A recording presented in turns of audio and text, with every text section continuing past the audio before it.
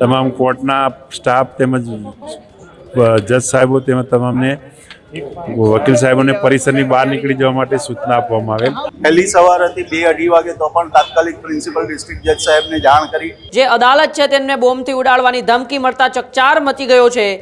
સુરત, રાજકોટ, અમદાવાદ અને ભરૂચની કોર્ટને બોમ્બથી ઉડાડી દેવાની ધમકી અત્યારે મળી રહી છે।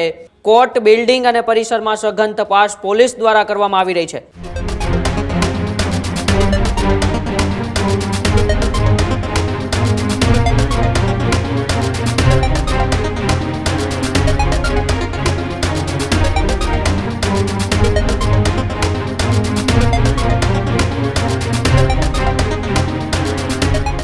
તો સમાચારોમાં આગળ વાત બોમ્બ ધમકીને લઈને કરીએ તો થોડા દિવસો પહેલા પણ અમદાવાદની સ્કૂલોને બોમ્બથી ઉડાડી દેવાની ધમકી મળી હતી। ત્યારે ફરી એક વખત હવે રાજ્યની અંદર કોર્ટ જે છે એટલે કે જે અદાલત છે તેમને બોમ્બથી ઉડાડવાની ધમકી મળતા ચકચાર મચી ગયો છે। સુરત, રાજકોટ, અમદાવાદ અને ભરૂચની કોર્ટને બોમ્બથી ઉડાડી દેવાની ધમકી અત્યારે મળી રહી છે। કોર્ટમાં બોમ્બ મૂક્યો હોવાની ધમકી અત્યારે મળતા રાજ્યની અંદર અને રાજ્યની પોલીસમાં પણ ચકચાર મચી ગયો છે। કોર્ટના ઓફિશિયલ ઈમેલ પર ઈમેલ આવ્યો છે કે કોર્ટની અંદર બોમ્બ મૂકવામાં આવ્યો છે। ડોગ સ્ક્વોડ, બોમ્બ સ્ક્વોડ દ્વારા અત્યારે ત્યાં તપાસ પણ કરવામાં આવી રહી છે। તો સાથે સાથે રાજ્યની કોર્ટ બિલ્ડિંગ અને પરિસરમાં સઘન તપાસ પોલીસ દ્વારા કરવામાં આવી રહી છે। બોમ્બનો મેલ આવતા કંટ્રોલ રૂમને જાણ કરાઈ અને તરત જ વકીલો, પક્ષકારો અને સ્ટાફના પ્રવેશ પર હાલ પ્રતિબંધ મૂકવામાં આવ્યો છે। ત્યારે રાજ્યના મહાનગરો સુરત, અમદાવાદ, રાજકોટ જેવા કેટલાય મહાનગરોની અંદર અત્યારે જે અદાલત છે, જે ન્યાયાલય છે, તેને બોમ્બથી ઉડાડી દેવાની ધમકી મળતા પોલીસ પણ દોડતી થઈ છે।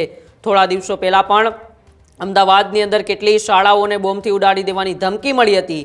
ત્યારબાદ વડોદરાની કલેક્ટર કચેરીને પણ બોમ્બથી ઉડાડી દેવાની ધમકી મળતા રાજ્યમાં ચકચાર મચ્યો હતો અને ફરી એક વખત વહેલી સવારે જ્યારે કોર્ટ કાર્યવાહી શરૂ જ થવાની હતી એ પહેલાં જ રાજ્યના મહાનગરોની અમદાવાદ, સુરત, રાજકોટ અને ભરૂચ જેવી કેટલી કોર્ટને એક ઈમેલ મળે છે અને ઈમેલમાં એવું કહેવામાં આવે છે કે કોર્ટ પરિસરની અંદર બોમ્બ રાખવામાં આવ્યો છે અને કોર્ટ પરિસરને થોડા જ વારની અંદર બોમ્બથી ઉડાડી દેવામાં આવશે એવી ધમકી મળતા જ અત્યારે જે પણ અદાલતો છે તેમાં ચકચાર મચી ગયો છે અને અફરાતફરી મચી ગઈ છે। અંદર રહેલા લોકો અત્યારે બહાર નીકળવા પડ્યા છે અને કોઈ પણ માટે અત્યારે એ કોર્ટ પરિસરની અંદર જવા માટે પ્રતિબંધ લાગવામાં આવ્યો છે।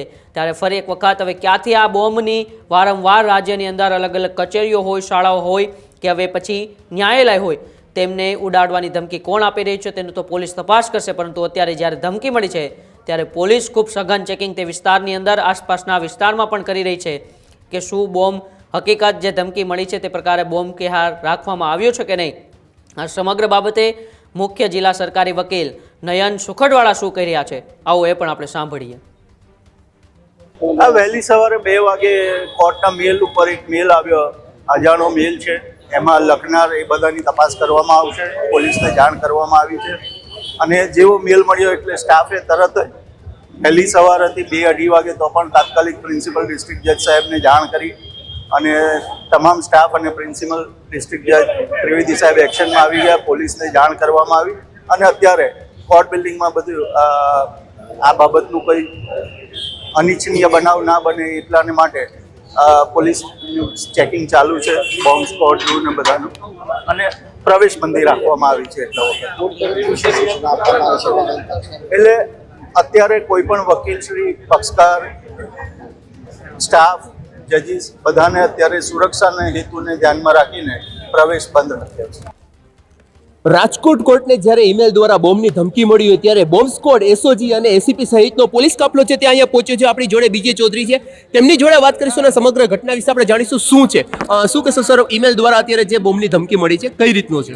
એક ઈમેલ કંટ્રોલ રૂમમાં કંટ્રોલમાં મળેલ, જેના કંટ્રોલ રૂમ દ્વારા BDDS, એસઓજી તેમજ ડોગ સ્ક્વોડ તેમજ ઉપરી અધિકારીઓને જાણ કરવામાં આવી, તેમજ સ્થાનિક પોલીસ સ્ટેશનને જાણ, તેના અનુસંધાને જાણ થયા બાદ સેશન જજ સાહેબને મળી અને આ બાબતે મેલની જાણ કરતાં સેશન જજ સાહેબની સૂચનાથી તમામ કોર્ટના સ્ટાફ તેમજ જજ સાહેબો તેમજ તમામને વકીલ સાહેબોને પરિસરની બહાર નીકળી જવા માટે સૂચના આપવામાં આવેલ અને તેના અનુસંધાને BDDS અને ડોગ સ્ક્વોડ હાલમાં ચેકિંગ ચાલુ છે। અત્યારે જે ઈમેલ મળ્યું છે તેની કઈ રીતની તપાસ ચાલી રહી છે સાયબર ક્રાઇમ? ઈમેલ બાબતે સાયબર ક્રાઇમ તપાસ કરી રહી છે અને એનો ટૂંકમાં જે કોના ઈમેલ છે એ બાબતે તપાસ કરીને બહાર આવશે એના વિરુદ્ધમાં ગુનો દાખલ કરવા. અત્યારે કેટલું પરિસર ખાલી કરાવવામાં આવ્યું છે? અને અંદર કમ્પાઉન્ડની અંદર માણસો છે પણ બિલ્ડિંગની અંદર કોઈ માણસો આવી રહ્યા નથી. તમે જે રીતે જોયું કે અત્યારે બિલ્ડિંગ સંપૂર્ણ રીતે ખાલી કરવામાં આવ્યું છે, ત્યારે આ બાજુ તમે જોઈ શકો છો કે પોલીસની એક પછી એક ગાડીઓ આવતી જાય છે. બોમ્બ સ્ક્વોડ, એસઓજી સહિતનો જે પોલીસ કાફલો છે તે અત્યારે અહીંયા આવી ગયો છે અને અહીંયા જે વકીલો છે તે વકીલોને પણ અત્યારે બહાર ટૂંકમાં પરિસરથી બહાર, તેમજ જેને કહેવાય કે જે ગ્રાઉન્ડ છે ગ્રાઉન્ડની પણ બહાર અત્યારે તેમને અહીંથી અત્યારે રાખવામાં આવે છે કે એવું કહેવામાં આવે છે કે 1.5 કિલોમીટર જે છે તે તેને બહાર રાખવામાં આવશે. ત્યારે પોલીસ, બોમ્બ સ્ક્વોડ, એસઓજી સહિત અને તેમજ આજુબાજુની જે પોલીસ ચોકી છે તેની આજુબાજુનો કાફલો પણ છે તે પણ અત્યારે અહીંયા પહોંચ્યો છે. ત્યારે હવે જોવાનું એ છે કે ઈમેલ ક્યાંથી આવ્યો છે, કોના દ્વારા મોકલવામાં આવ્યો છે, કેમ કે જેને કહેવાય કે વારંવાર આ રીતે આ બીજો ઈમેલ આવ્યો હોય તેવી પણ એક અત્યારે વાતો થઈ રહી છે. બીજો ઈમેલ આવ્યો છે ત્યારે અહીંયા જે આ બીજા ઈમેલની કારણે અત્યારે જે પોલીસ છે તે હરકતમાં આવી છે. એસઓજી સહિતનો કાફલો જે છે તે ત્યારે પહોંચ્યો છે. ડોગ સ્ક્વોડ, બોમ્બ સ્ક્વોડ સહિતનો પોલીસ કાફલો છે તે પહોંચ્યો છે. તેમાં અહીંયા વકીલો છે, વકીલો જોડેથી પણ આપણે જાણીશું કે ક્યારે ઈમેલ મળ્યો, કઈ રીતે હતું, ઈમેલ આવ્યા બાદ કઈ રીતની પોલીસ છે તે હરકતમાં આવી હતી. જી દિલીપભાઈ, આપ જણાવશો કે કઈ રીતે આપને જાણ થઈ અને કઈ રીતે પોલીસ આવી? અત્યારે લગભગ પોણી કલાક પહેલાં સ્થાનિક પોલીસ આવી અને કોર્ટ પરિસરમાં બધા વકીલોને સમજાવ્યા કે ભાઈ બોમ્બની એક અફવા છે અને મેલ મળ્યો છે. અમદાવાદ, સુરત અને બરોડા બધે પણ આવી રીતે એક બોમ્બ મળ્યાની અફવા છે. એટલા માટે થઈ અને અમે બધા વકીલોને સમજાવ્યા અને સમજાવટથી બધા વકીલોએ લગભગ 1000થી વધુ વકીલો હતા અને 3 થી 4000 અસીલો હતા. આ બધા કોર્ટની બહાર નીકળી ગયા અને અત્યારે પોલીસના કહેવા મુજબ અહીંથી 1.5 કિલોમીટર દૂર આપણે ગેટ છે અમારો, એ ગેટની બહાર પણ જવાનું સૂચન કર્યું છે અને બધા વકીલો અને અસીલોએ સહકાર આપી અને ગેટની બહાર પણ જવા લાગ્યા છે.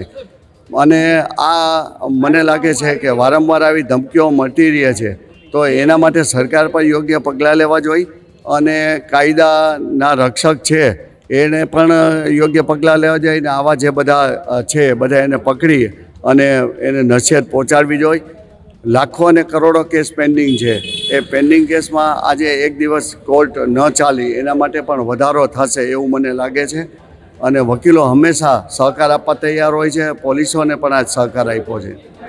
ત્યારે આપણે જાણ્યું કે સુરત, અમદાવાદ, વડોદરા, ત્યારબાદ આજે રાજકોટ, એટલે કે કહેવાય કે વારંવાર આ રીતની ધમકી, રાજકોટમાં બીજી વાર ધમકી મળી છે. ત્યારે હવે જોવાનું એ છે કે પોલીસ તપાસ તો કરી રહી છે, પણ જેને કહેવાય કે સાયબર ક્રાઇમ દ્વારા ક્યાંથી મેલ આવ્યો છે એ પણ એક મહત્વનું છે અને મેલ આવ્યા બાદ તે વ્યક્તિ કોણ છે તેને પણ પકડવાની જરૂર છે.